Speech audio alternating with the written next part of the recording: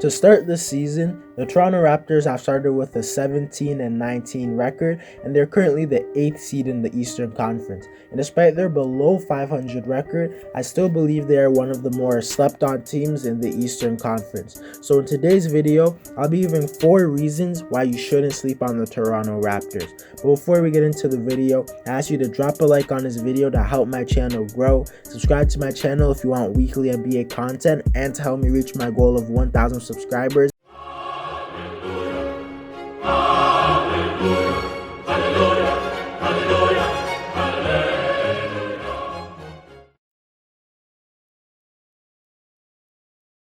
The first reason you shouldn't sleep on the Raptors is because throughout this whole season, their biggest weakness definitely has been their center position, as in the 2020 offseason, they lost their starting and backup centers in Serge Ibaka and Marc Gasol. And in return, they signed Aaron Baines, and who some thought was a great signing, but he has been absolutely terrible, as he's only averaging 6 points and 5 rebounds, shooting 44% from the field and 24% from 3 as a big man. And on defense, he offers little to no rim protection, and although the Raptors have Chris Boucher, who has been great this season, he is just too slim to be a starting center full time. But I honestly think they could fix their center position and their biggest weakness by the trade deadline, either by trading for Andre Drummond, or they could get him in free agency if he's bought out. And for all of the teams in the league, I think Toronto needs him the most, because even though Drummond isn't necessarily a great defender, and I'd argue his stats of 17 points and 13 rebounds aren't as impactful as his actual play, Toronto could still use him, since he's a big body center who is somewhat athletic and quick. And especially compared to Aaron Baines, he is much more better at defending the perimeter. And I think he would give opposing teams trouble when they have to drive to the rim. I think Toronto could also look at Larry Nance Jr., who is a much more smart defender, especially compared to Drummond, and who was better also at team defense. But I think Nance is too small to play the center position full time and guard guys like Joel Embiid, Brook Lopez, or Bam Adebayo. But Toronto could definitely make a trade this deadline and fix their 5 position.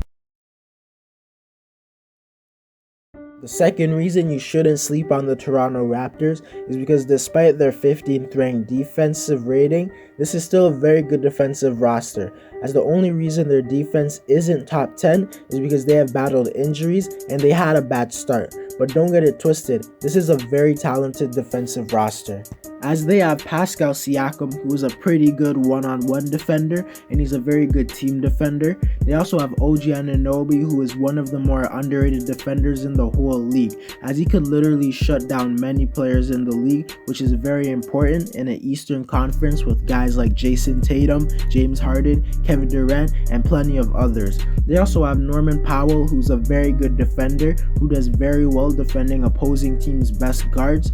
Chris Boucher is one of the best shot blockers in the whole league, as he averages 2 blocks, and guys like Fred VanVleet, Kyle Lowry, DeAndre Bembry, Terence Davis, and Stanley Johnson are all above average to very good perimeter defenders. The only problem with this team is the fact that they struggle at guarding opposing teams' star big men, but the only legitimate contender with a dominant post-scoring center is the 76ers with Joel Embiid, so it's not a huge deal. And against teams like the Celtics and Nets, they won't struggle guarding their big men.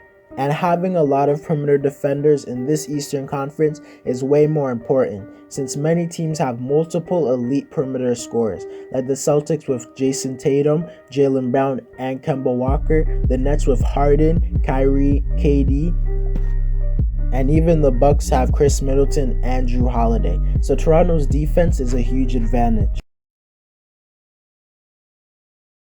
The third reason you shouldn't sleep on the Toronto Raptors is because the depth on this team is very much improved. as they have plenty of players who you've never heard of, but they could explode and have random and big impactful games. Because off of their bench, they have guys like Boucher, who I think has to be top 5 in both the Most Improved Player Award and the Sixth Man of the Year award.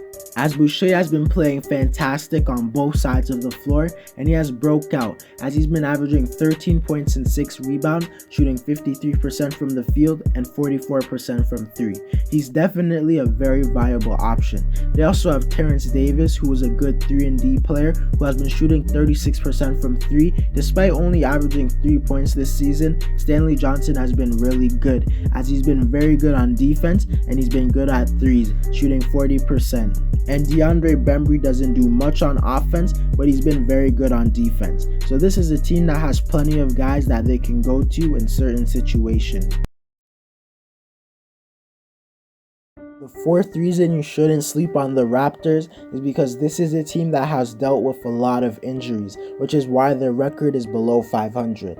Pascal Siakam has missed 7 games, Kyle Lowry has missed 7 games, and OG Anunoby, their lockdown defender, has missed 13 games. That is 3 of their 5 best players missing a combined 27 games. So they could easily be over 500 right now if they weren't struggling with injuries.